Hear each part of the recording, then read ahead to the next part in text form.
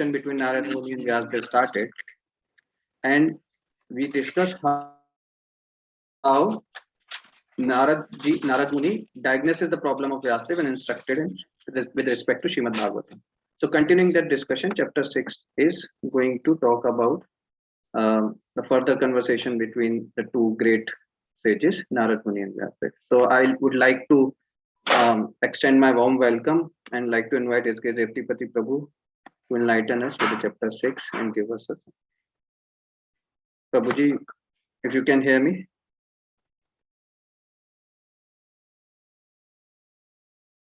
It seems some network issue.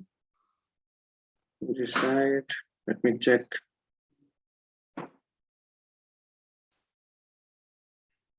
Prabhuji, are you able to hear us?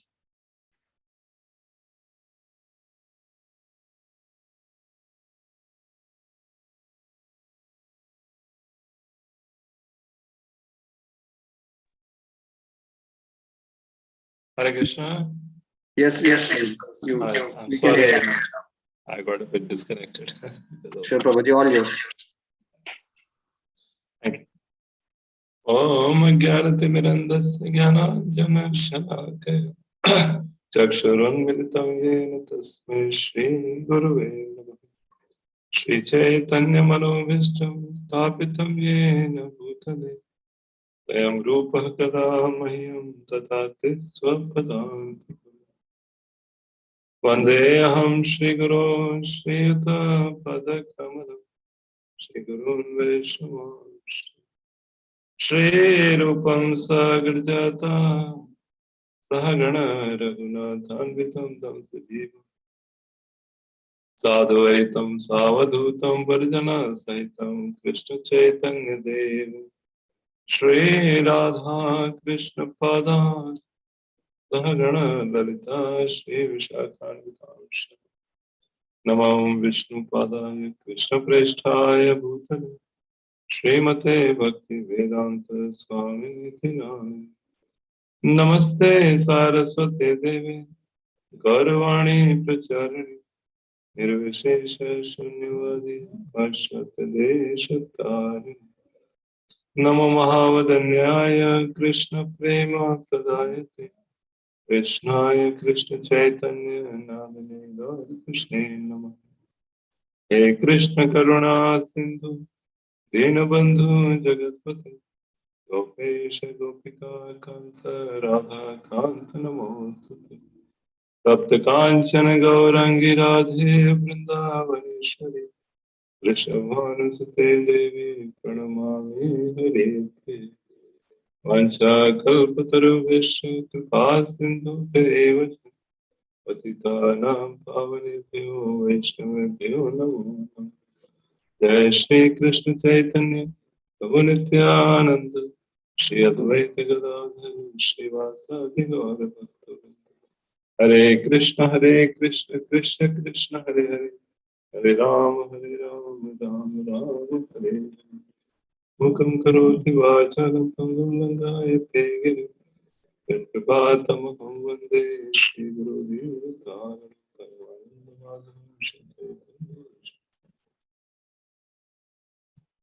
Hare Krishna, very happy and grateful to be with all of you once again and having an opportunity to serve all of you. Today we'll be discussing the summary of the 6th chapter of first canto of Srimad Bhagavatam. As Shikhar Prabhu nicely and very briefly described what we have discussed so far, and I'm sure all of you are reading it every day and relishing and going deeper into the purports apart from the summary which we discussed. So it's a very interesting section of Srimad Bhagavatam and also the foundation section of Srimad Bhagavatam because the setting in which a particular wisdom is being revealed or spoken, that has a lot to do with how we should adopt it in our life. Just like people say, for reading Bhagavad Gita, we have no time. But then if you see the setting of Bhagavad Gita where it has been spoken, that is the least of the places where one can expect some time for hearing some kind of Vedic wisdom or knowledge. But to make us understand that how relevant and how important and how crucial knowledge of Bhagavad Gita is, the setting is that it is in the middle of the battlefield, and after the conch shell have been blown already. Not like preparations are going on, then one is hearing. No, all the two parties are ready. Both parties are just ready. The conch shells have blown up, and now they're just starting. So still in that time, Arjuna takes out time to hear Bhagavad Gita and fixes his consciousness in the right manner. And same way, Srimad Bhagavatam, how Srimad Bhagavatam has been revealed, in what condition to whom it has been revealed, what was the situation of their mind and heart. It has a lot to do to us, because unless we are in the similar situation, we will not get the same benefit. So here in this particular section, we are finding a conversation between Srila Vyasadeva and Narad Muni. Srila Vyasadeva is the literary incarnation of the Supreme Lord, to write the literatures. And Narad Muni is the incarnation of Bhakti potency of the Supreme Lord. So both are in a way incarnations of the Supreme Lord. But there is no pride in that. In matter life, whatever position we have, we often tend to feel that we are better than others.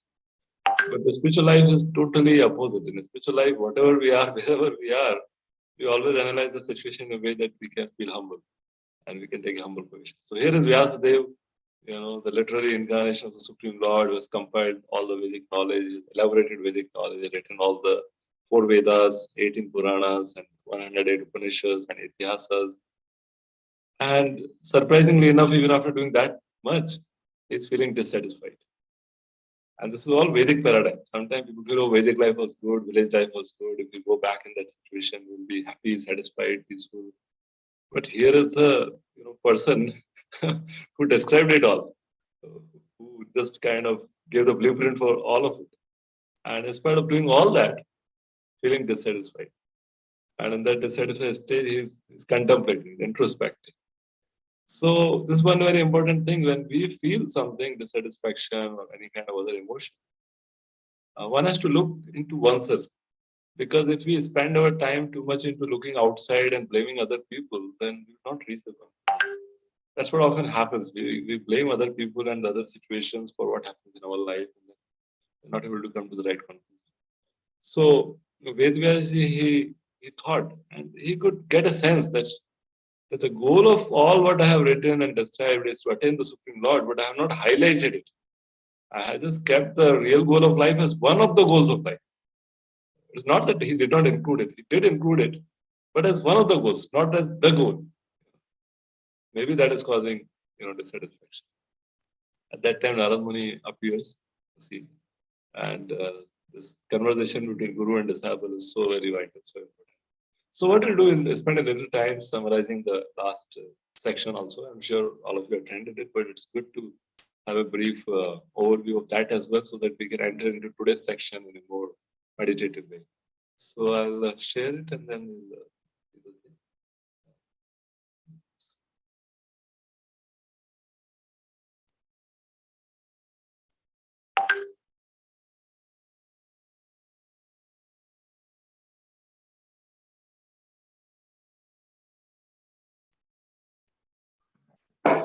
So this is further conversation between Narada and Vyasadeva. It started in the last chapter.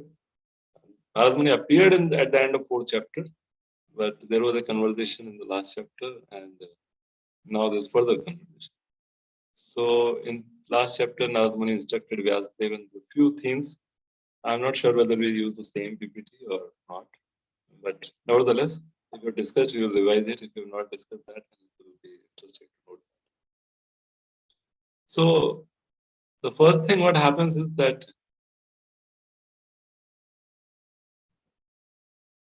how do you make the controls go up? The controls are shadowing it. It goes automatically, the controls on top. Okay. So the first thing is that art of revealing the heart. These are 2 of the 6 loving exchanges among the devotees. So when devotees come together, it is not about talking about who is going to win the election in which state. It's a very hot topic these days. And of course, we will not talk so grossly about cricket and movies these days, but still, some social causes really look attractive to even devotees. But actually, this Goyam Akati Prashati, it relates to one's own experiences in Krishna consciousness and the challenges one is facing in Krishna consciousness. And that is to be discussed because then other devotees can reveal their experience and they can inspire us and encourage us and enthuse us to go ahead in Krishna consciousness. So the first thing what Vyasadeva is understanding is that all knowledge which is related to body or mind is the root cause of all the despondencies. That means the mere knowledge of how the body works and how the mind works and feels, that's not going to bring about the complete satisfaction. It will eventually lead in despondency. And the proof is that, there are so many psychiatrists in India as well as in the Western countries.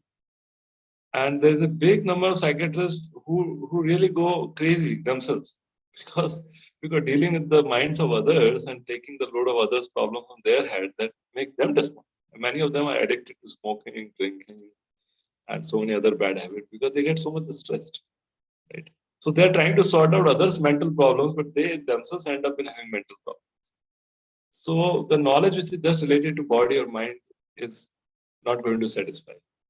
And another thing is that no matter how great one is, but he may not be able to always detect the cause of his despondence because no matter whether we are wearing a spect or we are having 6x6 vision, if there is something on our forehead, some mark is there, or something there near our nose, or something there at our eyebrow, we can't see it. Without an external help, either a person or a mirror, there's no possibility of any man or superman or superwoman to actually know what is there on the forehead or what is there on the eyebrow. We can't see our own eyebrows. You can see in Zoom now. I'm seeing all of you and myself. So without a mirror or without another person revealing it to us, it's not possible, no matter how great one is. So similarly, when one becomes despondent, sometimes it is not possible on the basis of one's own strength of knowledge and experience and wisdom one has to find out why one is despondent. So this is the same thing which has been highlighted in Bhagavad Gita also. Srila Prabhupada says that high birth, erudite scholarship, and high and great skills like Arjuna had. He was the best in archery. He was very highly learned. He was born in a Kshatriya family. But all that could not save him from becoming despondent. One can be saved from despondency only by receiving the spiritual wisdom from the spiritual master. That is the case. Even Vyasadeva could not save himself from despondency. So what can be said about this? And these are the qualifications of the spiritual master, how Vyasadeva, although he is the spiritual master of everyone, but he is glorifying his spiritual master, that your agada bodham, your knowledge has no end. Your Bhavan Veda Samasta Guhyam, you know everything within the heart of the sun. Like the sun, you can travel anywhere, and like air, you can be entering into the internal region. And what's like super soul in your world. So this is the faith one should have in the spiritual master, that the spiritual master being in connection with the super soul can actually reveal the cause of our despondency, challenges which we go through. And then Narad Muni immediately takes the role of the guru, and guru's role is to guide the disciple, correct the disciple if need be. Even if the disciple happens to be an incarnation of Lord. What is an incarnation of Lord? Even the Lord himself comes, still the guru in his role can just text. Like we hear about Jagannath Mishra sometimes correcting Nimai. So the demigods came in the dream and says, Jagannath Mishra, you don't know that your son is the Supreme Lord himself. And he said, I don't know and I don't want to know. And even if he's the Supreme Lord, still I am his father, I'll correct. So father, guru, king, they have the right to correct their dependent because they take responsibility and they are responsible for they're going in the right path. So he corrected that you have not sufficiently described God's spotless glories. To the extent you have described dharma, artha, kama, moksha. You have not repeatedly described anuvarnita and you have not repeatedly glorified anuvarnita. That is the thing, and that is why you're feeling despondent. And then these purports come about the two kinds of literature. And Srila Prabhupada is very long and beautiful purports. That literature which does not glorify the Supreme Lord is compared to why something, the place of pilgrimage for the crows. Because crows relish something which is the refuse remnants of sensuous topics. But it's very special words. So similarly, the sensuous topics of what is happening in Bollywood, who is having affair with home, and what things are going on. That is very exciting for people who have the crow-like mentality. And on the other hand, the spotless Purana like Bhagavatam, even if there is some grammatical mistake or something as per the English wise there is some mistake, still because the message is so pure and so relevant coming directly from the Supreme Lord, still that is good. So this is one very important thing, that if we really want to be very fixed up, steady in our progress in Krishna consciousness, one has to give up connection with the mundane literature. It is very rampant these days. There are news channels and newspapers, and there are news in so many ways, and it really distracts. And then there are so many issues happening all around the world, and then so many topics and talks goes on those things. So it's very distracted. It's very it wastes a lot of time. We all have experienced. Sometimes we join the WhatsApp groups, and the thing which happened most in the WhatsApp group is to forward. Every person feels that whatever I received before even one sees that video or that document or whatever, he wants forward to groups. So earlier, through SMS, you can target one-on-one only. It takes some while, and you can't have long messages, pictures, videos sent on SMS.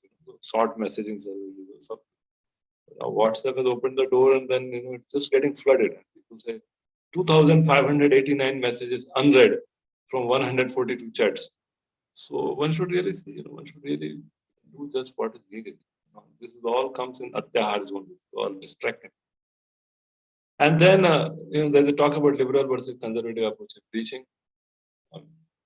Narad Muni really becomes very happy. He says, what you've done is not good, because you have authorized people's going into the, indirect approach to the Supreme Lord. They already have a strong attachment to sense gratification, and they consider that, that is the goal of life. And you have authorized them that, yes, through this also you can approach. That is not the right approach. The right approach is that nothing but, bhakti should be highlighted from the very beginning.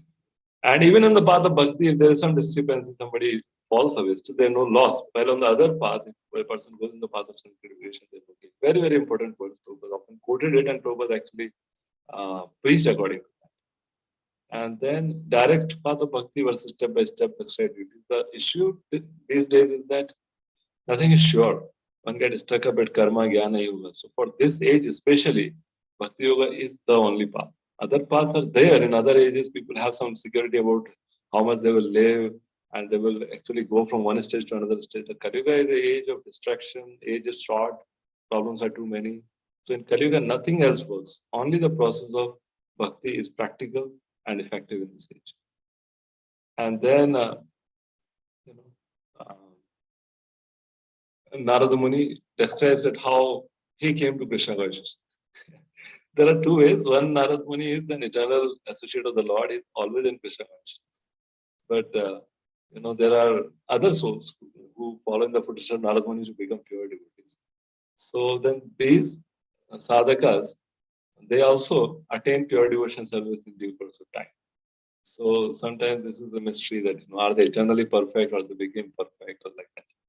So Narad Muni is eternally perfect person, but at the same time, as a matter of pastime, or some other soul which is playing the role of Narad Muni, they also go through the gradual elevation into Krishna consciousness through the process of sadhana. So here Narad Muni describes about how he took to devotion service. It's a evergreen, ever fresh topic. If you ever meet a devotee and you don't know what to talk and how to kind of relate with each other, then just ask this question. Prabhu or Mataji, how did you get introduced? And just see that how exciting it is. And nothing, I've never seen any devotee saying, I just walked in and just took the mala, I started chanting. It's not like that. There's so many ups and downs, so many devotees come in live, somebody comes and meets us in train, somebody gives us book, somebody gives us prasad. Sometimes we get discouraged due to some reason. And then again, something happens in life. It's like a whole journey. It's quite an exciting. It's worth writing a kind of article, or even write an article on how I came to Krishna consciousness. Because it's so exciting. There's so many parameters, so many factors, and it's beyond our conscious intelligence to know even how it came. Because there is a big hand of the Lord and the devotee to bring us here. Rather than coming, maybe there's some part of our coming, but it is more about how I was brought to Krishna consciousness. For most of us, that is the case. At least for me, that is the case. I didn't come, but I was brought to Krishna consciousness by the mercy of devotees. And many, many devotees had to really contribute in getting there. So that's always an interesting thing. And then Narad Muni is describing that how the Bhaktivedantas came and my mother was serving and I also served them and I was not naughty and I was sincere and I took Mahaprasadam, the remnants of their prasadam. And then by hearing glories of Lord Krishna from them, then what happens? One can directly contact the Lord, accumulated sins are cleared, and then gradually become liberated. So these are the stages, if you remember, which we discussed in chapter number 2, Divinity and Divine Service. But how the process of bhakti works. So there we described the 14 stages or the 9 stages of bhakti, and they all are now shown in the form of like a case study by Srila Narada. And then practicing Karma Yoga or Bhakti Yoga. Actually, Karma Yoga Bhakti Yoga looks similar, but the intentions are different. That is what makes the two different. Karma Yogi does action, Bhakti Yogi also does action. Dhyana Yogi and Ashtanga Yogi, they try to give up action. That is in Bhagavad Gita in more detail. But Karma Yogi does action because he wants to take the benefit of that action, enjoy the fruits of that action. He does the action with the desire of gaining something for himself. A Bhakti Yogi does the same action, but he does it for pleasing the Lord. So it's the same thing. It looks same, but the effect is completely different. Just like the tape, earlier days there used to be cassettes. Now pen drive and also difficult, but I'm sure that all the people in the audience have that time, that cassette tape. So both the reels move in the same direction, but one is getting wounded up and one is getting unwounded. The tape is going from one to another. Both are moving in the same direction with the same speed. So similarly, karma and bhakti may look similar, but one leads to bondage, one leads to liberation. Another simple example, nowadays things have become so electronic that even to give an example, one has to think like lock and key. Nowadays there are electronic locks and there are button locks and all kind of. But still we have that example, that experience of using a lock and key. So lock is there, key is there, right? It's just a matter of which direction you move the key. One direction you move the key, the lock is closed, locked. Another direction, the lock is unlocked. The same key. Nothing different has to be done. So same way, Karma Yoga, Bhakti Yoga, both have activities. Right? One kind of activities, when they done for ourselves, lead to bondage. Another side, the same activities done for Krishna lead to liberation. So the example of milk is given. Milk can cause disorder, but when it turns into curd, then it cures the disorder. So similarly, the material activities turn into spiritual activities when the intention behind them is to please the Lord. Our purpose is to give very practical example. Like we are living in a building, others are living in a building, right? But our building is temple because Lord is the center. Same building. Now, in our Hinjawadi also, we have a center, which is one of the flats. It is one of the other flats in the same building, there's so many flats. But that is considered a temple and a center for all people, and others are just flats. So living in the temple elevates, and living in the house without Krishna can lead to bondage. Bhavan, the previous time house called Bhavan. Bhavan means where the Bhagavan is residing. And if Bhagavan is not residing, the Bha is not there, then what remains is Bhavan. If Bha is not there, Bhagavan is not there, what remains is Vana. So Vana remains, then there's a lot of chaos in the Vana. One may look from an external point of view, it may look peaceful. But unless it is Vrindavan, it is very fearful. One animal is trying to pounce upon another animal and eat it. There's a lot of fear. There's a lot of uncertainty. So, and there are a lot of fights between the different varieties of animals. So it becomes it becomes a place of fighting. So same thing. We have money in institution, we have cars, we have laptops. Purpose is what defines whether it will elevate or it will bind us. So this was for last time, and now let's move to this chapter 1, chapter 6. These are the contents. And now after hearing that, after they gave the mantra, because Narad Muni told that I got the mantra from the Bhakti Vedantas, and then they departed. So Vyasadeva naturally, he inquired what happened for them. The natural, desire of a disciple to know about Guru's, how he practices Krishna. Because that's the most inspiring. And Narad Muni then further continues and he says what happened further, how he lost his mother, how he traveled further to north, and how he attained perfection, and then he concludes. So we'll go through those sections. So the first 5 verses from 1 to 5. First verse talks about Sutta Goswami is saying that, Brahmanas, because he's addressing the sages of many ceremonies. So he's telling that, thus hearing all about Narada's birth and activities, Vyasadeva, the incarnation of God and son of Satyavati, inquired as follows. So then what he inquired is given in 2, 3, 4, 5, the 4 verses he inquired. So this Sadharma Praksha, desire to inquire from Guru is very, very vital. Tat vidhi pranipatena pariprashtena sevaya. The relevant query should be put. The query should not be, how to make the business flourish, how to get rid of the diseases, how to saturate the social status better. The inquiry should be in relation to our spiritual well-being, in terms of our spiritual upliftment, in terms of getting detached from material things and uh, becoming attached to Krishna. And for that we should learn, because Bhagavatam, Bhagavad Gita, Chaitanya Charitamrita is all about conversation. Now also we are reading conversation. So there are conversation going on in multiple levels. Sutta Goswami is conversing to the Shonakadi Rishi, and then they have asked questions and Sutta Goswami describing, and in that part he's describing the conversation between Vyasadeva and Narada. So the Sadharma Praksha is a very important part. It is an important principle. Nectar Devotion gives 64 regulative principles, and the first 5 are all related to Guru. So you can see the verse here quoted. Atha Angani Guru Padashas Tasmat Krishna Diksha Risikshanam Vishrambhena Guru Seva Sadhu Vartaman Vartanam.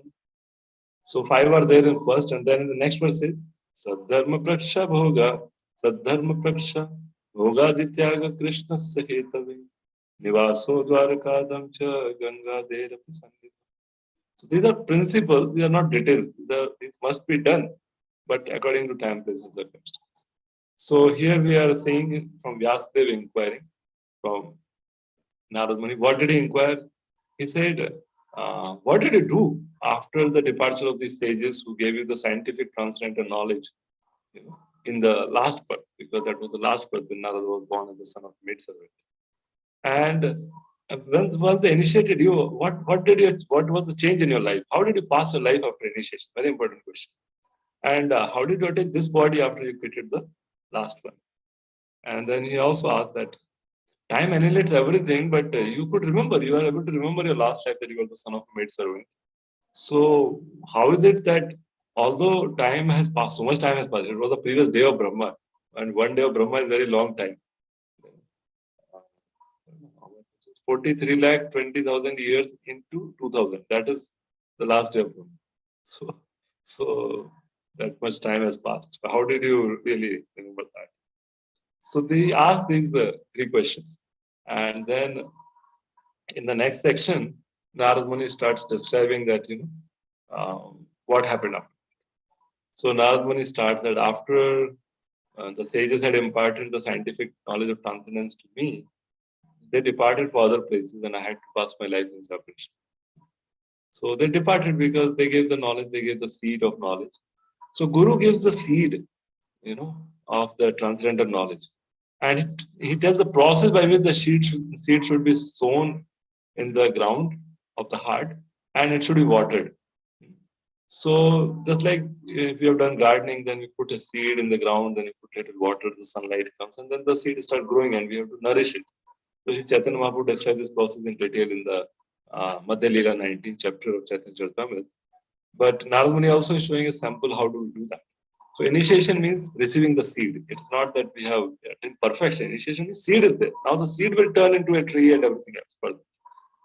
So he received the knowledge, and then further he says, now I was the only son of my mother, who was a very simple woman. She had not much money. In fact, Narad Muni's father's name is also not known, which goes to show that we really don't know what happened and what was the family life like.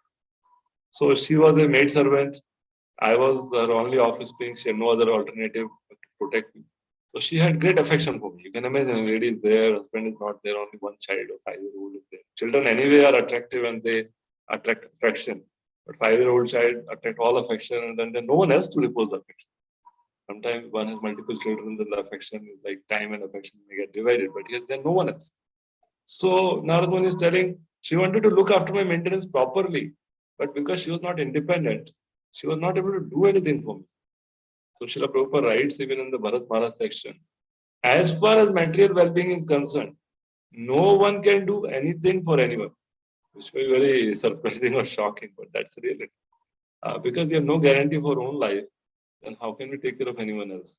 It is just that the Lord allows us to feel that we are doing something for someone, but actually it is by the Lord's sanction.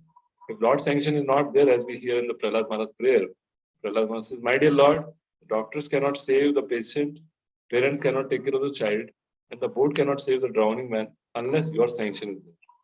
If your sanction is not there, we see the Titanic drowned, hardly a few people were saved. And we see in this Corona time, the doctors could not save the patients. And similarly, there are so many places we can see the parents, they want the best for the child, but they're not able to take care if Lord doesn't sanction. So Narad Muni is saying that she wanted, but she was not independent. She could not do anything for me.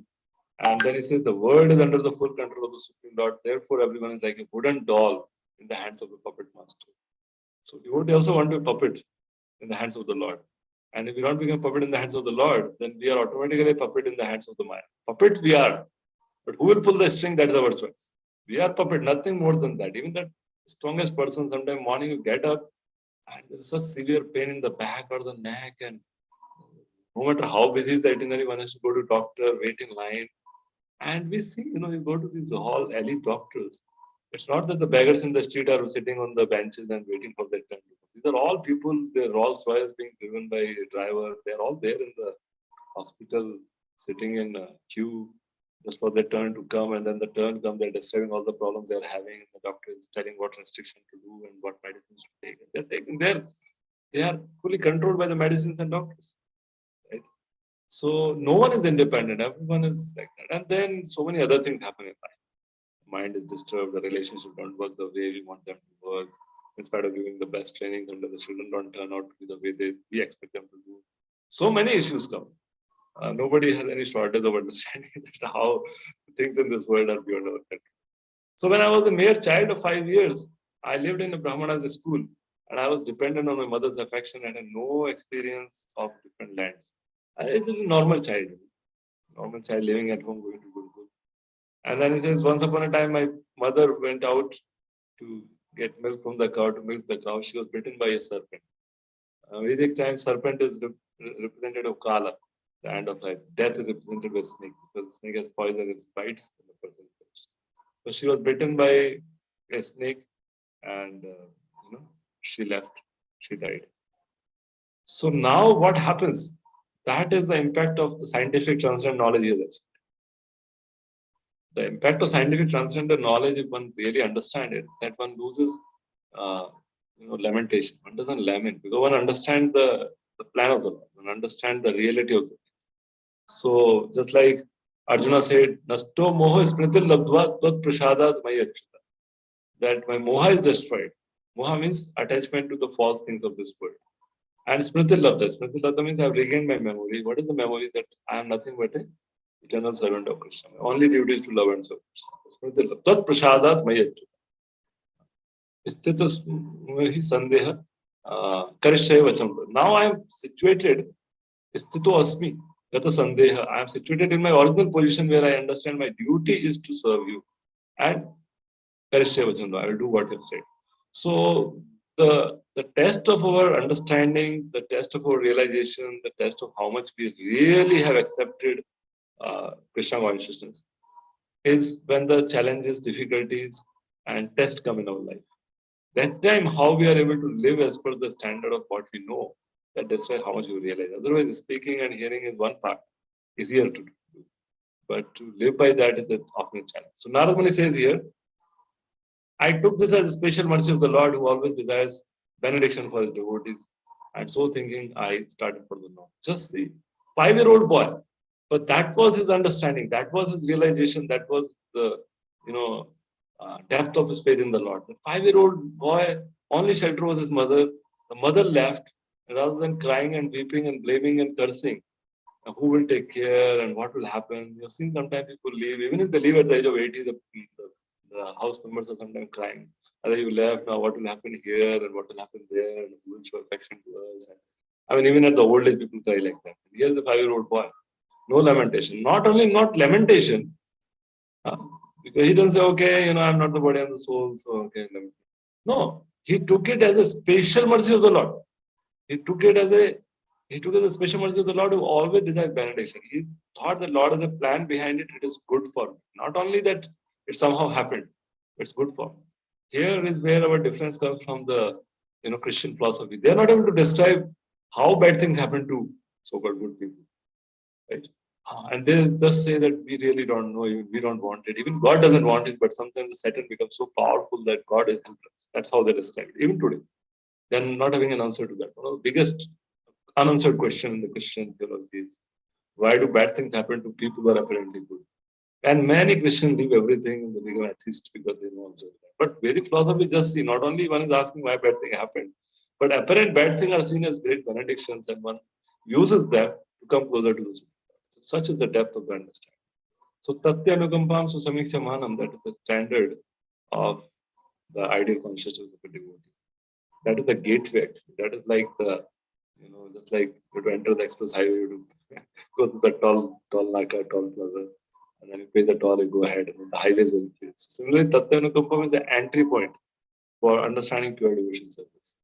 So it's very practical. When something wrong happens, how grateful we are in that situation. How sincerely we continue our practical devotion service, and how much thankful we are to the Lord. And we just say, okay, just my own karma, which is true actually. It's not that the God, Krishna is designing something for us. We just kind of allowing our karma to come back to us in a very regulated way so that it helps us to grow in our. That's what Krishna does. So now what happens after I departed?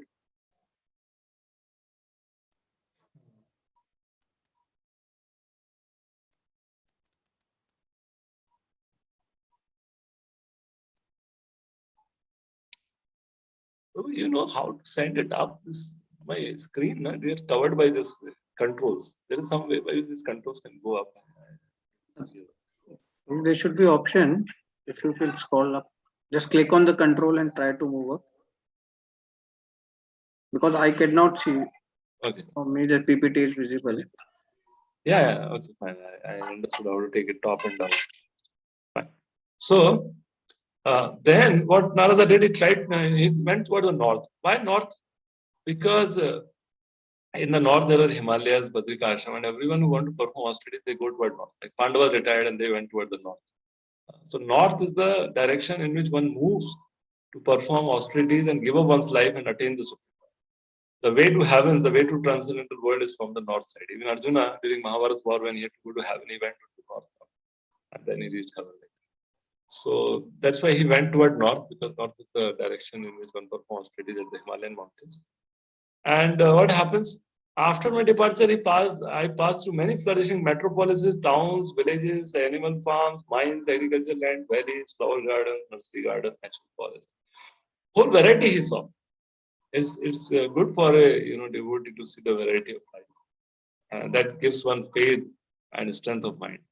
So everything was there. It is not the metropolises were not there. Proper right metropolis. That means very highly advanced cities were also there, and there were towns, villages, mines. Everything what we see today was there.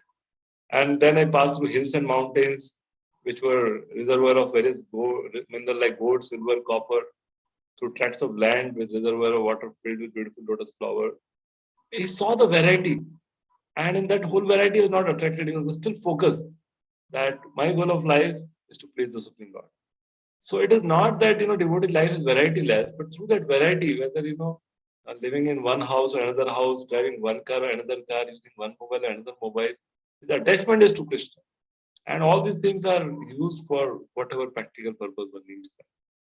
Then I passed through many forests of rushes, bamboo, reeds, sharp grass, weeds, and caves, which are difficult to go through alone. I visited deep, dark, and dangerously fearful forests, which were the play yards of snakes, owls, and jackals. Can you imagine a 5-year-old boy going through that? And we don't send a 5-year-old boy to school also. Even to the school bus, parents go and tell the and they go to receive the 5-year-old child. Sometimes more than that. But here's the 5-year-old child. This was the faith he has. And this faith is the result of the transcendental knowledge. Actually, when we get transcendental knowledge and we really imbibe it, we understand the Lord in the form of Paramatma is always with us. And that is why there is no stage at which one should lament or have any fear. But that faith itself is the advanced system.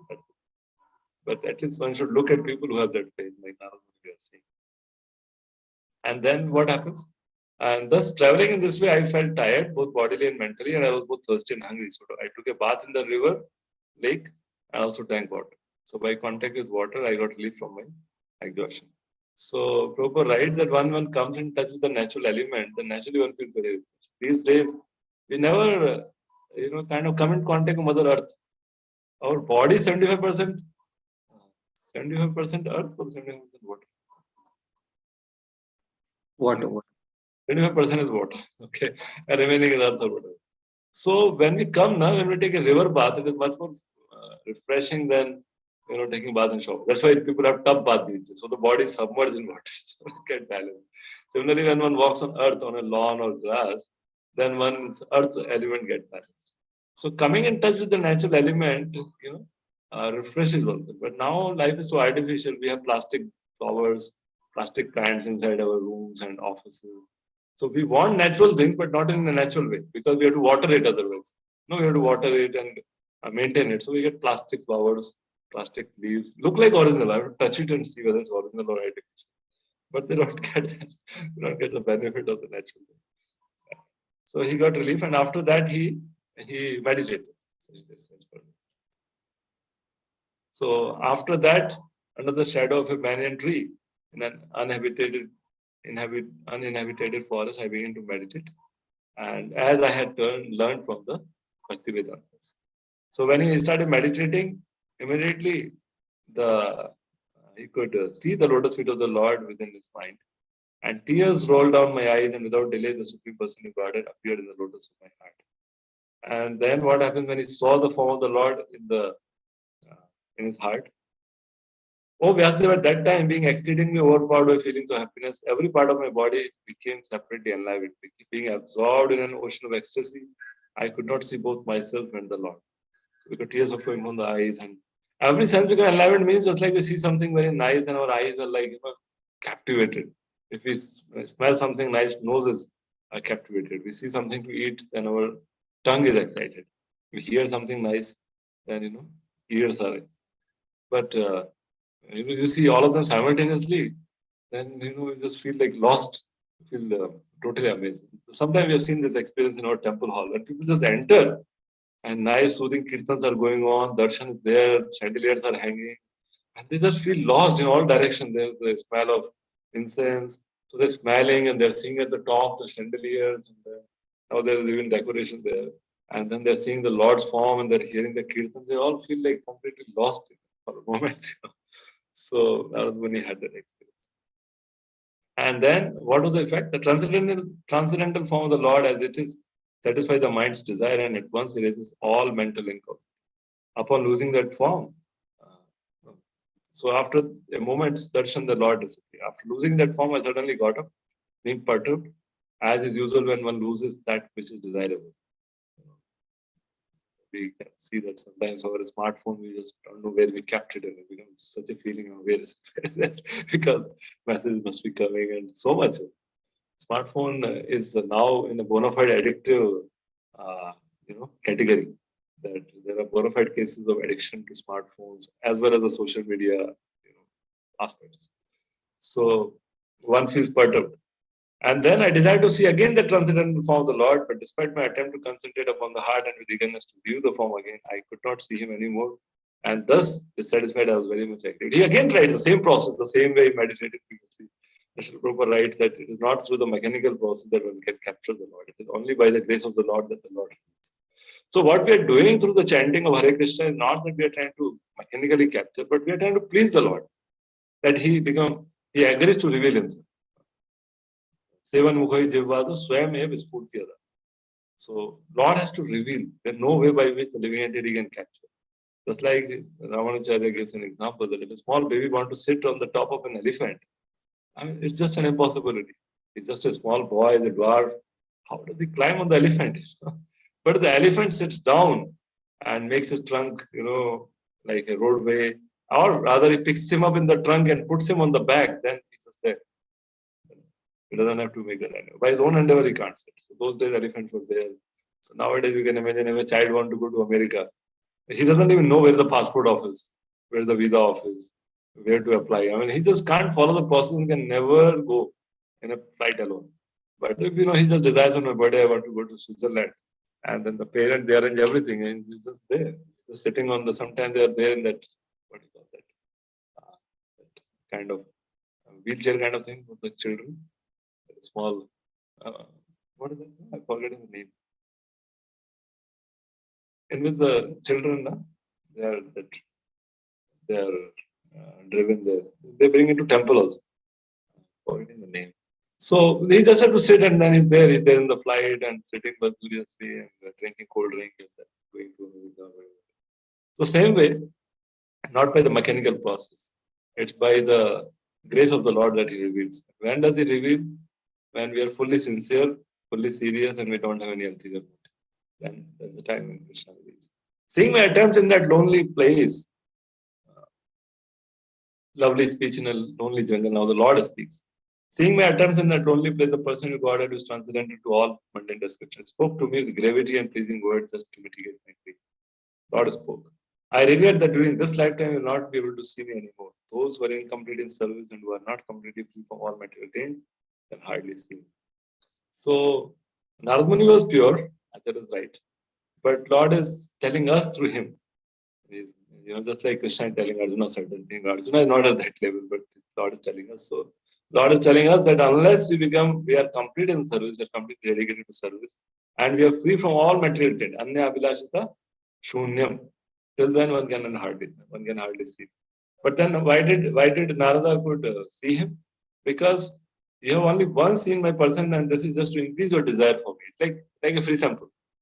And every devotee can recall and experience that when we come to Krishna consciousness, the beginning, a month or two, like you really feel like, as if we are not on the planet on. Everything is so exciting. The Mahamantra is going on in our head all the time.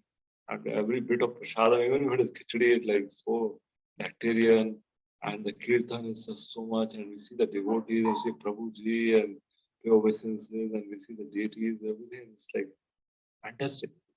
After some time, say, the devotee, why did like this, why not like that? Prasadam, why only khichdi? And that too, it's more spicy or less spicy, whatever. So things change. So Krishna does give a free sample, because without that free sample, we will not leave the material things and get attracted toward him.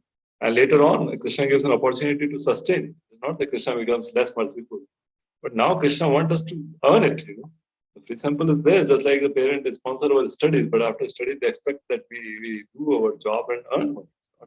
It's not that they need our money, but it's just that duty that they want to see us responsible. So similarly, Krishna also gives a free sample, and that increases our eagerness. I get so excited. I'm so happy seeing the deities and the devotees and Prashadam. That it works. And so, because the more you hanker for me, the more you'll be freed from all material. Then the devotee hankers, and the hankering frees him from material. And by service of the absolute truth, even for a few days, the devotee attains firm and fixed intelligence in me. Consequently, he goes on to become associated in the transcendental world after giving up the present deplorable material world. So, and the intelligence which is engaged in my devotion cannot be thwarted at any time, even at the time of creation as well as the time of annihilation. And then the Lord gives a benediction. Your remembrance will continue by my mercy. This was one of the questions we had asked. And then that supreme authority, personified by sound and unseen by eyes, but most wonderful, stopped speaking, feeling a sense of gratitude. I offered my obeisances unto him, bowing my head. So again, you see, his mother died, he was grateful. Lord appeared, he was grateful. And Lord disappeared after speaking, he's again grateful. So gratitude is the constant attitude of a devotee. It's not like circumstantial. It's not circumstantial. Good or bad, in every situation, devotee is grateful. He knows that this is by Lord's loving mercy upon him. So he was grateful for whatever he received. At least he felt that at least the Lord was merciful to give me darshan once. Now Lord has told me what I should do, and I'll get darshan further. But at least he gave me darshan once, rather than saying why the Lord disappeared. He was grateful that Lord at least appeared. So it's, in this world, we can always see the situation in the context of being grateful, or we can see even the best of the situation in terms of, just being ungrateful. It's just a matter of adjusting our consciousness. This is said in Hindi, yatha drishti tata srishti. Right? As the world appears as the vision we have, as the kind of specs we wear, the kind of color spec we wear, that is the way world appears. So we should know that our gratitude is not a function of our circumstances, situations, and what comes in our life. Our gratitude is a matter of our choice, of our heart, based on our conviction, the Krishna conscious understanding. It's not a matter of circumstances. Oftentimes we may, "Acha hoga to we let thank you, Prabhuji," but something may happen, then we don't thank. We go upset and angry. So gratitude is a matter of our choice. It's a matter of choosing our consciousness and by our own free will. It's not a matter of circumstances. Because Bhagavatam is teaching us that. Every single character of Bhagavatam is going through the unbelievable reverses. And in that condition is showing the gratitude. And that is the prayer we do in Siksha Astakam. We pray every day, Ashti Shiva Padatam Prastama. My dear Lord, it's your choice. Whether you accept me or you reject me, you appear before me or you don't appear, that is your choice. I'm not forcing you for anything. But my choice, my determination is that Yatha Tatha Vidadatu Lampatu Mat Prana Nathas Sayeva Rampara. You will remain my Lord forever. Not that, if Krishna is not giving, let me go to Shiva, let me go to Indra Chandra Varma. No. Ananya Yanshinta Yantoma. Ananya, there's nothing else in my life. Only you are there. Whenever you have to reciprocate, whatever way you have to reciprocate, that is your choice. Because you have the free will.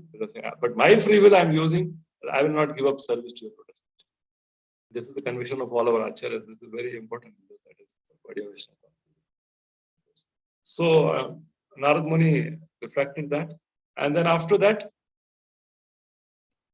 this is what we already discussed. Then, the life of a sincere devotee and devotee receives, then he's telling what he did. So this is the duty of initiated person or person who is taken to Krishna, how he lived.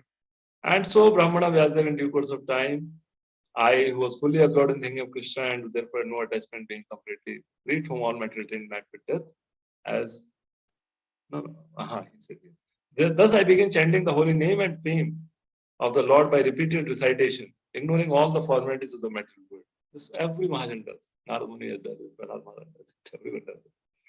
Ignoring all the formalities of the material world, we should not be bothered. Prabhupada was in Vrindavan going for a walk and he saw a boy at the side of the road a little further, passing a stool in public. And Prabhupada said, just see, this boy is shameless. He's sitting, the road, so many people are walking. And he's not changing his nature, he's not giving up his habit. Then he's doing such a, odd thing. And we are doing something good, then why should we be worried and, try to change our nature? Why should we be ashamed? People are not ashamed of keeping all kind of different hairstyles. You see, sometimes here, sometimes there, sometimes braid, and all kind of, life is different hairstyle. And then why should we be having, feeling ashamed to keep a shaven head and shikha? Shaven head or not shaven head, but shikha, Prabhupada says shikha, kanti, tilak. These things are mandatory for every devotee, irrespective of whatever situation. Prabhupada did give the concession of putting water tilak if that is something called. But in India, if we really have the courage, nobody minds. People really feel inspired. And some people do put their kind of tilak. So one should be very, bindas in that sense. Because people are smoking, people are drinking, people are doing all kind of wrong things and they are doing it in public. We see in our temple also, sometimes people wear all kind of clothes, click all kind of pictures and all, even temple. So they are not feeling ashamed for that, then why we should be feeling any kind of hesitation or shame in serving Krishna by chanting holy name, by distributing foods, or by glorifying him anywhere where chance is there. Such chanting and remembering of the transcendental pastime of the Lord are benefactory. So doing, I traveled all over the earth, fully satisfied, humble, and unenvious. And then in due course of time, I met with death and I achieved this transcendental body, just like lighting and illumination occurs simultaneously. Lighting and illumination, there's no gap. So he left this body and he got the body of Narada. And having been awarded a transcendental body befitting an associate of the Lord, I quit the body made of 5 metal elements. So, and then further what happened at the end of millennium, Lord Narayana lay down within the water, Brahma entered into him. I also entered, and after the number of years are given, Brahma woke up again to create. And then along with that, I also appeared as the son of Brahma.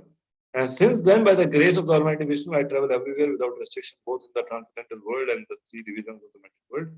This is because I am fixed in the unbroken devotion service of the Lord. And thus I travel, constantly singing the transcendental message of the glories of the Lord, vibrating his instrument called Veena, which is charged with transcendental sound, which was given to me by Lord Krishna. The Supreme Lord Shri Krishna, whose glories and activities are pleasing to hear, at once appears on the seat of my heart as a called for as soon as I begin to chant his holy activities. Nam Chintamani Krishna, Chaitanya Rasa Vigraha, Purna Suddho Nityamukto Abhinutto Nam. So holy name and Krishna are not different, but we will experience that, you realize that when we are advanced to that level of consciousness. So then the final lesson. Constant chanting of the Lord's glories is the boat, best boat to cross the house of the last section.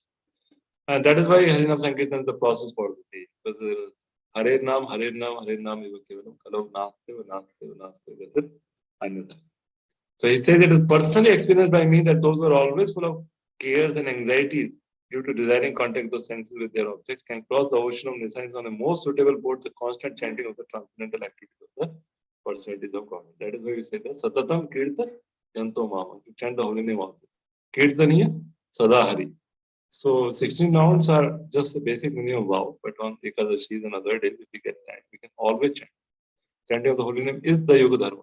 That's the best form of Tar Madhya Sarvasreshta Nama Sankirtan Niraparada Namalaya Pave Prema. So the best way to attack Krishna's mercy, the attention, is to chant the holy name.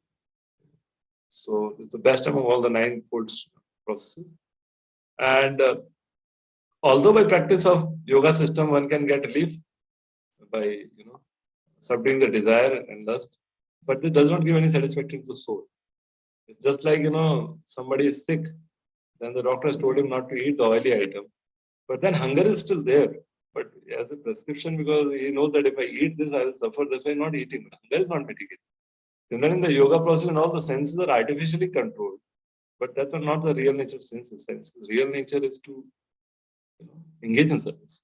So in Krishna consciousness, senses get real engagement in connection with the Supreme Lord. And then he glorifies Vyasadeva. We are free from all sins. Thus, I have explained my birth and activities for self-realization as you have asked. All this will be conducive for a personal satisfaction also. And then Sutta Goswami says, addressing Vyasadeva, Shri Narad Muni took leave of him, vibrating on his Veena instrument. He went, he instructed him, and then Sutta Goswami glorifies Narad Muni. All glories and success to Shri Narad Muni because he glorifies the activities of the personality of Godhead. And so doing, he himself takes pleasure and also enlivens all the distressed souls of the universe. The best way to do the welfare work is to do Harinam Sankirtan. Now in our temple, Radha Shampoo personally goes every day morning 7 to 7:30 a.m. They go for Harinam in the nearby areas, and it's just so enlivening to the people. Every day the number of people participating is increasing, and people also get to hear the holy name in the morning, and they are so appreciative. We go just nearby, half an hour we come back, and then evening 6 p.m. to 7 p.m. we go out in market or some other place, and then do Harinam. Because Harinam is the best possible. Prabhupada founded the entire movement on the basis of Harinam. So whenever we get a chance in our house, we should invite the neighbors, relatives, and chant with them. We should individually chant Japa, but Kirtan is very, very powerful. And whenever there is a possibility, we celebrate Gaur Purnima and Ram Navami, Janmashtami. That's all based on chanting of the holy name. So chanting of the holy name is the best means for us to attain Krishna's mercy and to share that Krishna's mercy with others. And then finally, this is the summary. This chart, as you see. Text number 1 to 4 is Vyasadev's inquiries. How was your life after initiation? How you attain the current body and how do you remember, did not forget? And 5 to 20 is Lord's appearance to the Narad Muni. The sages departed, and then his mother is bitten by the snake, and he saw it as the special mercy of the Lord. And Narad Muni goes through a variety of Lord's creation, all the mines, forest, agricultural land, caves, forest. So when he get tired, he took bath in the river and then he meditated. And the Lord appeared and he became very enlivened. Every part of the body became enlivened. And then he lost the vision and he became very much disturbed. And he again tried to see the Lord in the same way, but the Lord spoke that you cannot see me again because those who are incomplete in service and they have material taint. They can't see me, but I still give you darshan because to increase your hankering. And even and then Lord further says, by glorifying devotional service, that even with a little service, one gets fixed and attains the spiritual world. And then Lord Benedict, the time will not interrupt your remembrance, you will remember me further. And then after that, the Lord disappears and Narad Muni exhibits the life of his sincere devotee. He chants and travels and preaches. He's very satisfied, humble, not envious. And then he leaves, he dies, and attains his body as Narada. And then he continues to chant, chanting the most suitable boat to cross the battle ocean, the last section we see. And satisfaction comes by devotion service, by engaging the senses rightly, not by stopping the senses alone. And then he says, my birth and activities are conducive for your personal realization. Just like Krishna, Janam Karma Chame Divyam, similarly, Krishna's pure devotee Janam Karma are also Divyam. So now in Kolkata, we have got the birthplace of Srila Prabhupada, that jackfruit tree where Prabhupada appeared, and the place where he met his spiritual master, the place where he took birth in the body, and the place where he got the spiritual birth. Both birthplaces are there now in ISKCON. And whenever you go to Kolkata, these are the really very important places to visit. Now, ISKCON Kolkata has erected monument at both the places. Very beautiful innovation. You can all go there. So we can remember Prabhupada's places, and they are very enlivening. And then Sutta Goswami praises Narad Muni. Narad Muni departs, and chanting gives pleasure to him and enlivens all others. So in this way, we have concluded this chapter. And tomorrow means next week. The next chapter has this meditation, vision, Bhagavad glories. And Sutta Goswami answers question about Parikshit Maharaj further. So we thank Radhesham Prabhu and all the devotees for preparing these PPTs, which are very helpful to understand the content. So, yeah, thank you very much. We will stop here for today. If there are any questions, we'll take them. Thank you, Prabhuji. Thank you for the enlightening session. And it's very practical, and some analogies are just struck to the heart. And I'm sure that's the experience of all over the viewers as well. So continuing our discussion, Prabhuji, I received one of the questions from devotee, and he is asking that learning from this chapter overview, how come you come to Krishna consciousness? That will be a whole session in itself. I didn't come, so really, but I was brought in a very brief way at least. I met a devotee in train, and I met a devotee in train while we were trying to rag the junior ones. So he tried to preach while ragging. so the only Sukriti I did was we didn't rag him. So I think that became a kind of devotional Sukriti. And 6 months later, again, I met the same devotee in the train. That time we told further. And then I met devotees in the campus. Gradually, then Radhesham Prabhu came to Pune. So there are details in each aspect, but in a brief way, because it's exciting. As I told us, it's always an exciting thing to know what happened and each step and what challenges came. Because there are challenges also. Sometimes you get confused, sometimes people oppose, sometimes people say wrong thing about ISKCON devotees. And now, being social media, you Google ISKCON, then you may see something good, you may see a lot of negativity also. So it is a challenge also. So somehow devotees brought me, and devotees are only keeping me to kind of to not attached to Krishna, practicing, trying. That's the brief. Okay, thank you, Prabhuji, for sharing it. Okay, so I have few questions, Prabhuji. I'll start with the ones which are on chat, and then we'll move to the other ones. And if you have any question meanwhile, please raise your hand so that I can see you and will be unmuted. Okay. The first one is from Varsha Mataji. He's asking, how did Naradji knew he's supposed to sit and meditate? It's interesting. Actually, Narad Muni, when he heard from the Bhakti Vedantas, so Narad Muni tells that they instructed me in the scientific transcendental knowledge. So they taught. For example, even in Hari Bhakti Vilas, written by Sanatana Goswami, there's a brief description of pranayam, sitting postures, how one should meditate. So although chanting or irrigation are not dependent on these things, but just to get more deeper absorption in chanting, because we are still in the body. So if we sit in certain postures, certain time of the day, they are more effective. For somebody who's fully realized attached to Krishna, for him, like Haridas Thakur chanting all 22 hours, there's no Brahma Murta or nothing for him. But for us, the time, the position, and the atmosphere, that actually can make a difference. So the Bhakti Vedantas, they taught him.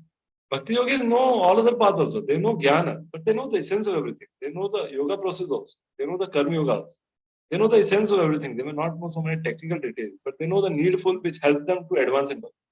So they were taught.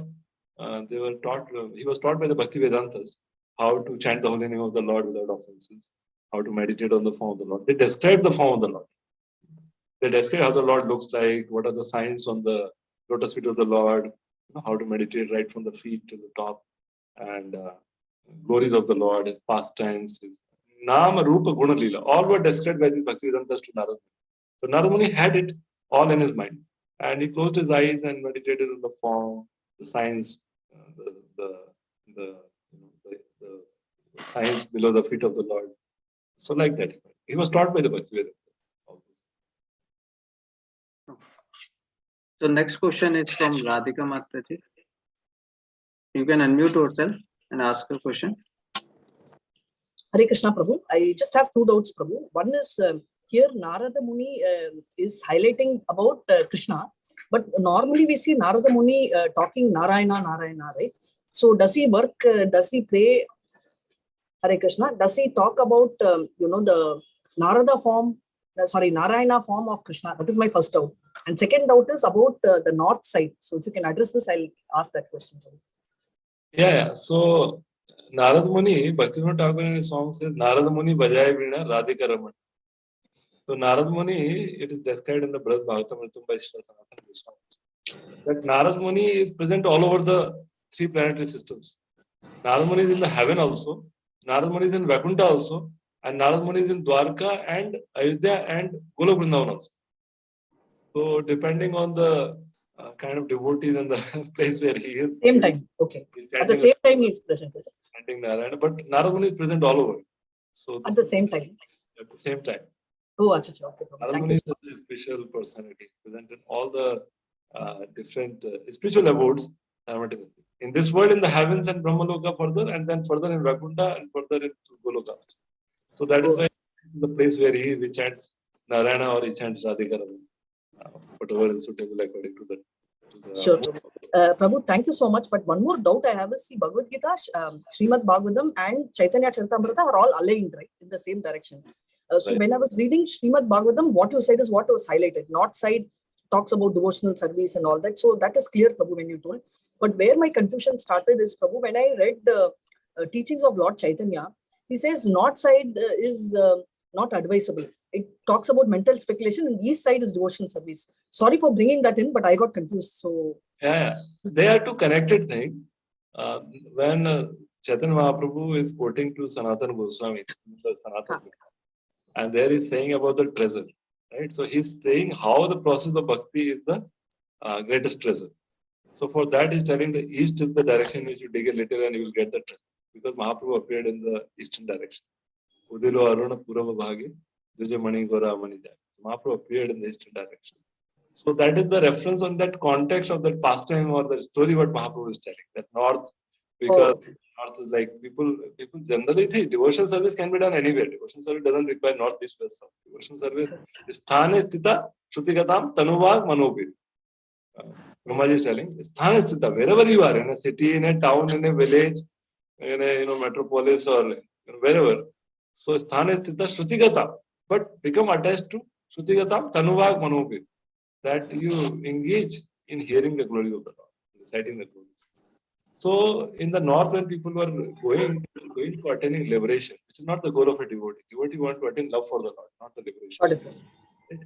And then the western direction, he said there are wasp and all, because Karmakanda is more popular in south. So like that, there are references, but these two are little disconnected things. They are not in the same context. But north is the direction, which is the direction of renunciation. That means the person, when he goes to north, that means he performs austerities, and then he keeps on moving to the higher and higher ways, and there is Badrika Ashram, Vyasa Gupta, and all that. And finally leaves the body, and then, he goes in the next destination.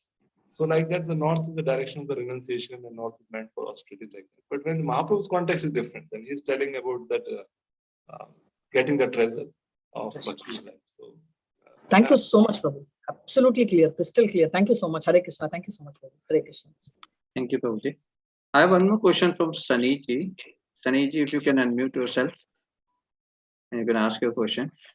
He has typed in chat as well, but I'm not sure if it's clear to me. I'll try to see, Prabhuji. So he's asking, what do you mean by incomplete services, and when the services is said to be complete? So there's a mention, right, that Your service is not complete, and that's why We are Lord is- complete in service and material gains are there.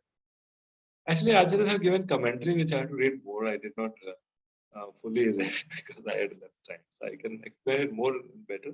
What I can understand based on the overall living, that the service is exclusive. That means there is no other desire other than to please the Lord. There's no other activity, and then the activity is only service of the Lord with no other motive other than pleasing the Lord. Because sometimes there may be activities which we may do which cannot be devotion service directly. So one thing is only to do devotion service activity, and then those devotional activities also are done only for the exclusive pleasure of the Lord, for no other purpose, no other motive. So then the service becomes complete when the activity is devotional activity and the intent is to please the Lord. Because sometimes, like for example, we chant, but we all have experienced the chanting, the devotional activity, but we are distracted in chanting, right? So chanting is also a service, but we are distracted in that. We are not fully attentive and absorbed in that. So that is incomplete service. Service, but incomplete because the consciousness is not yet fully focused on the Lord. So activity should be devotional, and then within that activity, the consciousness also should be fully absorbed. Then it's complete. But I will also like to refer to other Acharyas' comment. The general understanding that we should have devotional activity. Prabhupada writes it at several places in Bhagavad Gita that one should be fully Krishna consciousness while performing the devotional acts or devotional activity. In full Krishna consciousness, one should perform devotional service. Like that he writes. That means that consciousness and service have to be consciously connected. Otherwise, sometimes service may be there, but consciousness is elsewhere. Then you will get it. And we often have that experience. We ask how to avoid to do service mechanically. This question oftentimes comes. So definitely we have an experience that the activity is devotional, but that the consciousness is not yet there. Then that service is considered incomplete. Okay, Prabhuji. Thank you so much. So maybe Champaka Lata Mataji, you can unmute and ask a question. I can see your hand is raised. Hare Krishna Prabhuji, Dandavat Pranams. Thank you very much for the wonderful class. Prabhuji, I have two questions. What is the name of Narada boy? Has it been mentioned in the Srimad Bhagavatam? Name of Narada boy is not mentioned. Before Not Narada boy, he was a Gandharva. That will be described in the 7th canto. That before Narada boy, this personality was a Gandharva, and he was he was handsome. He was a very good singer. So once he was called to the assembly of Lord Brahma, and there he started singing movie songs. Some of our speakers, some songs which are not glorifying the Lord. Brahmaji and all the time became upset, and they cursed that, oh, you are proud of your birth and of your singing and all. Now you become a son of a maid servant. So he was so, the name is not mentioned, his father's name is not mentioned. It was very, down to earth, very insignificant situation and position. But the glory of association of Bhakti Vedantas is being highlighted. That's the highlight, that how when one comes and hears from the devotees, life changes from any stage. So it was not a very high position, but name is not mentioned. Okay. I have another question, Prabhu, if you have time. Yeah, Srihan Prabhu will decide.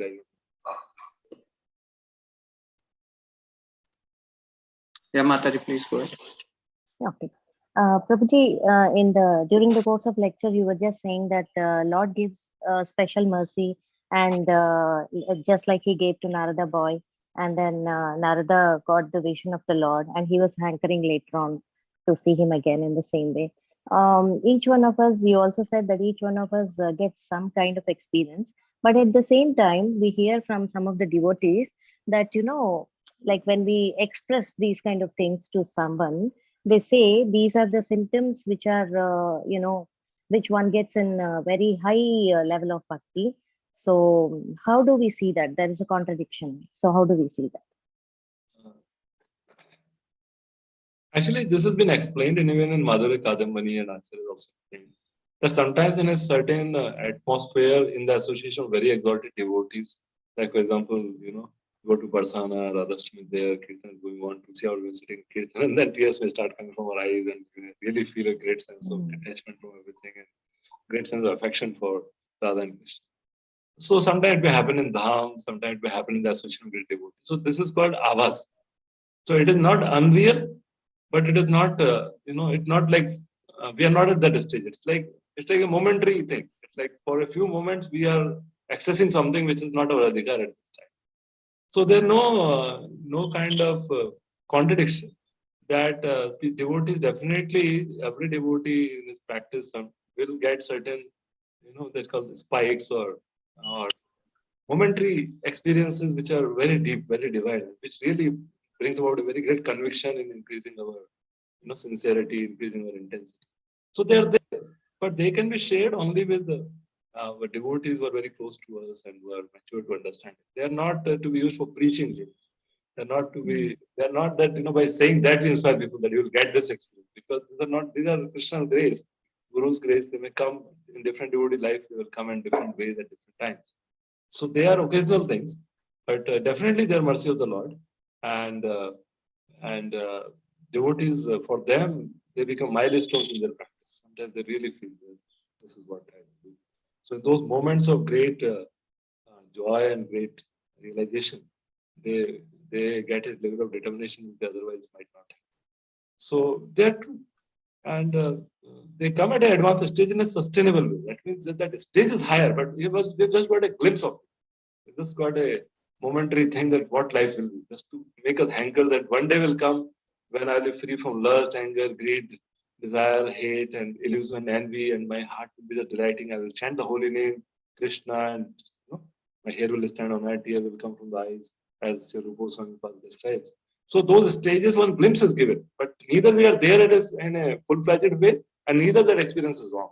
So there's no contradiction. That is the blessing of the spiritual master and Krishna, that they give us that experience to make us further determined and hanker for that. So there's nothing to worry. At the same time, we should go on steady with our practice. We should not be like kind of focusing that how should I get that high, that punch.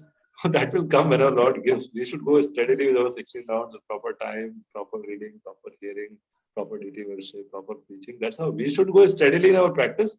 And these experiences Krishna will bestow as per his desire. We should not be focusing to get that experience, then it becomes very fruitful.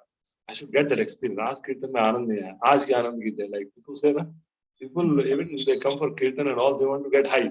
They want to really, feel that something is happening. So a steady devotee, when he understands the philosophy and practice, then he's not looking for that immediate heights. He is steady. Krishna loves me. Krishna is giving the opportunity to practice. I will practice. Someday there will be good, someday there will be steady. I will steadily go on. That's the determination. I'm very grateful for the wonderful answers, Prabhuji. Hare Krishna. Thank you. Prasad Prabhu, you can unmute yourself and ask your question. Hare Krishna Prabhuji. My question is, sometimes it is very difficult to recite Srimad Bhagavatam, Sanskrit shloka. So what should we focus on? Is it on Sanskrit shloka, reciting Sanskrit shloka, or to understand the meaning? Good question. We can do both. Now our Gaurang Darshan Prabhu from Govardhan Eco Village, he has printed selected slokas called, Sloka Ratnamala. So these are very important slokas, very divine slokas. So we can learn to recite these slokas. They are the kind of selected ones. And because sloka recitation also affects our consciousness tremendously. At the same time, we should also learn the meaning of these slokas, as well as if we are not able to recite the slokas, we can read word-to-word meaning Prabhupada has given, then read the translation, then read the purport. So not knowing Sanskrit and not able to recite well is not a limitation. But we should read word to word. And we can, whatever way we can read the sloka, because now it's in English script also. It's not only Devanagari and English also, that translation there. So, because these are the words spoken by Sutta Goswami, Sukadeva Goswami, so they are very divine words, they're very powerful. So we can do both, but we can definitely learn to recite certain selected slokas very beautifully, and we can by heart. So that will balance it. And so some slokas by heart, memorize them, recite them often. They will elevate our mind. And then other times when you are reading, just read the sloka word by word meaning, translation, don't skip anything, and like that. Okay, thank you, Prabhuji. Manju Mataji, Manju Bhashri Mataji, you can unmute yourself. Hare Krishna, Dandavat Pranam Prabhuji. Hare Krishna. Yeah. Prabhu, thank you for a wonderful class, Prabhuji. Actually, Prabhu, I wanted to ask about this practicing Karma Yoga or Bhakti Yoga. Actually, we are in this ISKCON for quite a long time, but the habit of like when we are doing something for Krishna, it doesn't purely become like, it's a purely that it is only for Krishna. We still have some expectation on the results, like how will it be. So how should I come to a consciousness, wherein it becomes purely Bhakti Yoga, or let it become like akarma? How can we come to that stage? Because each and every act is, it's not so easy. When it is said in the fourth chapter also, it's not so easy to come to that state of level to give up my actions fully, and to understand that level ki Krishna is a supreme enjoyer, so we have to be totally detached. So how do we develop that? Yeah, it's simple, not tough. Suppose we are expecting something from the service. You have to go another step up and ask, whatever I'm expecting, why am I expecting? Right? So, suppose there is any example, if there in your mind, you can think. If you're expecting something out of what you are doing from service, why do you expect that? Suppose somebody is cooking bhoga and somebody feels that the bhoga should be cooked nicely, then why is that nice bhoga cooking expected? Mother, you have to answer, you have to respond. We are doing a service, we have some expectation. Why are we having those expectations? What will we do? Yeah, Prabhuji, actually I got they muted me, so I couldn't speak back. Yeah. Sorry. So actually it happens like when we are in a joint family, the topmost people are our in-laws. So more than satisfying Krishna, in our mind, the fear is how will they like it, whether they like it or not. So to come out of that itself, like the conscious is totally in-laws consciousness more than Krishna consciousness.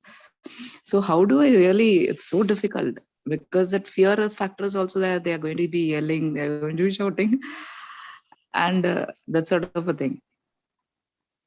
To begin with, at least, whatever fear we have, whatever concern we have, we can see how it connects to Krishna. For example, if something not done well and they are shouting, then that shouting is disturbing us. In that disturbed state, we can't practice Krishna consciousness well. So we may do something so that they don't become displeased, so that their pleasure gives us that peace of mind in which we can please Krishna better. So whatever situation we are in, because immediately this consciousness will not happen. But to connect it is the first step. That's the advantage of bhakti. That wherever we are and whatever we are doing, we can always, somewhere we can connect it to pleasing Krishna. Right? The time get wasted. Huh? If something goes wrong, they get displeased, they shout, we shout back, fighting happen, and the mind is disturbed, time is wasted. So, okay, even if we are fearing that they should not be displeased, right? Even the in-laws should not be displeased. Why they should not be displeased so that my bhakti doesn't get disturbed. So in that case, even if we think that they should not be displeased and we are doing things, still it is connected to Krishna's pleasure eventually. In a longer run, it is connected to pleasing Krishna. So we can link like that, and by linking that, then it becomes easier for us. And of course, whatever we are doing for Krishna, there should be something which we do exclusively to please Krishna. During chanting time, we should take out exclusive time to chant. And while chanting, we should not get distracted by other thoughts and other activities. So the chanting is that powerful tool. If we chant purely, then Krishna from within will guide us how to remember him and how to. But the thing is, the pressure is so high that it's really difficult even for. It means my present problem is like even for chanting, I'm a bit so consciously only meditating on. And then I literally beg for a pure chanting. That's what is happening presently. See, in this anxiety-ridden situation, also you're thinking it is of pleasing Krishna. That itself is very wonderful. And my understanding and suggestion is that it will require more discussion from a senior family member, congregation member, like we have counselors or mentors. Then, according to your situation, they can definitely give more elaborate guidelines as to how to practically do it. Because in our session, we are more into principle discussing, and additionally, I don't have experience of family life, so that's a great limitation. But definitely, I suggest and I recommend that you talk to one of the devotees whom you know well, and then discuss with them. They will give some practical tips by which your quality of practice will become better. So that can be further. Okay. Yeah. Thank you so much, Prabhuji. Thank you, Mataji. Prabhuji, if time allows, can we take some more questions? Just 2 or 3 more minutes. 9:30 we should stop. Because then there are other... Okay. So I can see Anurag Prabhu hands is raised. Anurag Prabhu, you can unmute yourself and ask your question. Hey, Krishna, Anurag, thank you for joining. Prabhuji, you're not audible. Not in speaking. Prabhuji, you're not audible.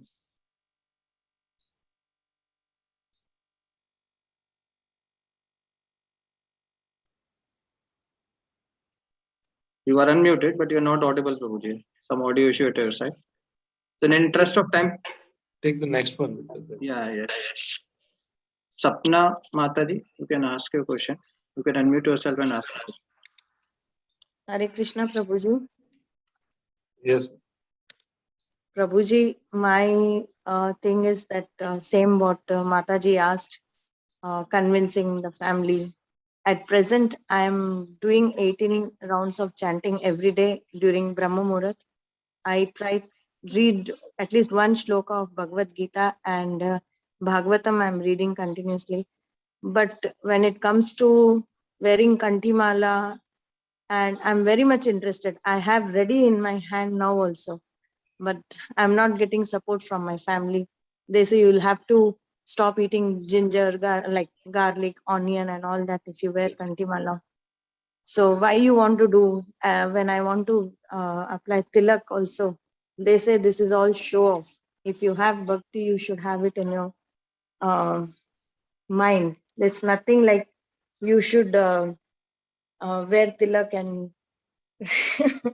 I don't know, like. Correct. Yeah.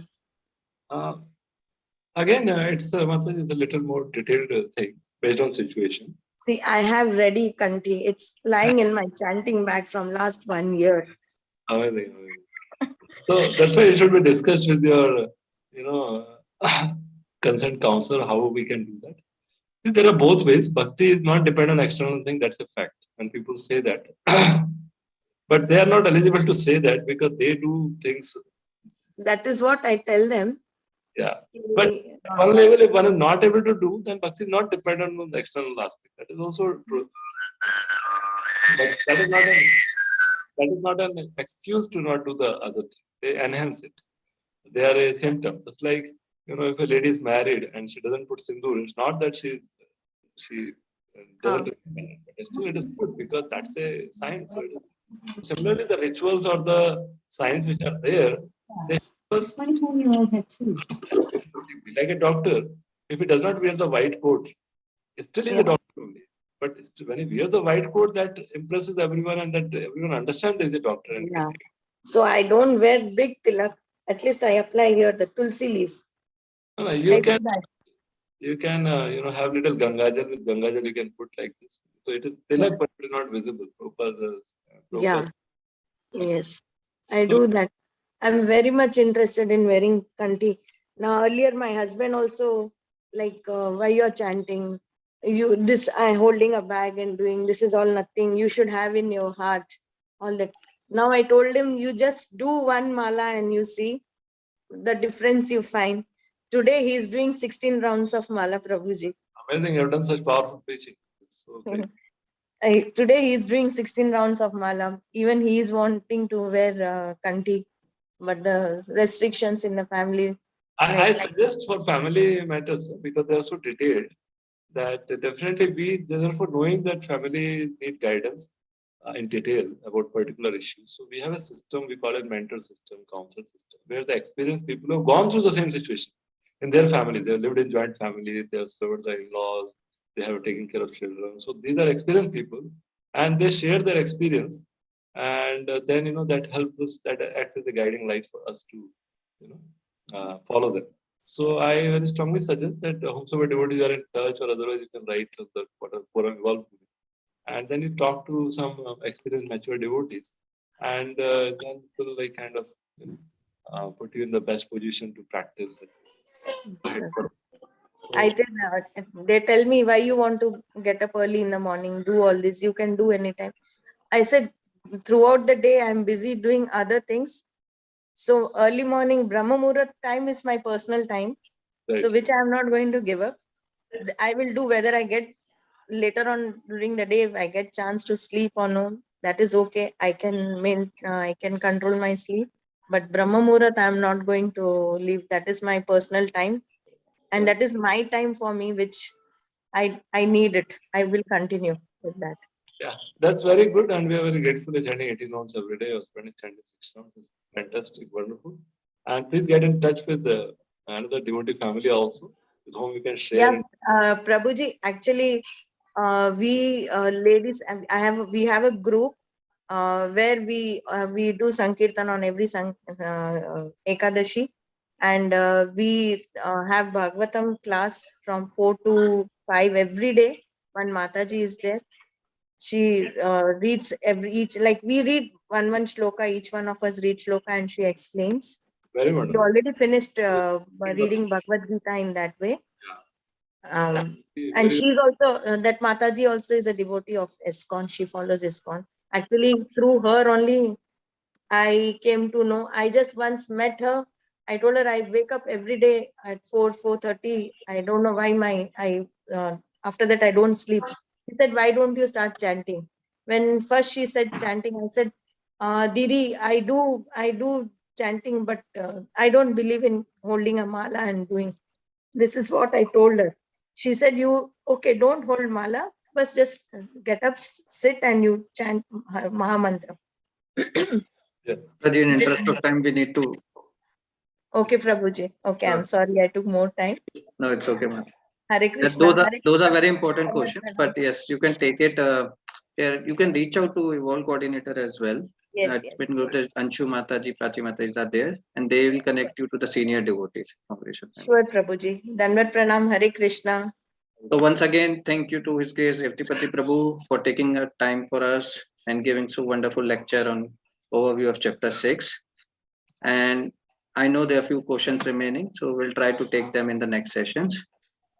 And I would like to thank our audience as well for taking their time out on the working day, morning, and sincerely and attentively attending this class and also asking so wonderful questions. Once again, thank you so much. For today, there is no reading assignment. Please try to complete chapter 5 quiz. And for tomorrow, we'll start chapter 6 reading. Thank you. Right. Hare Thank you all very much for your very kind, inspiring association and nice questions.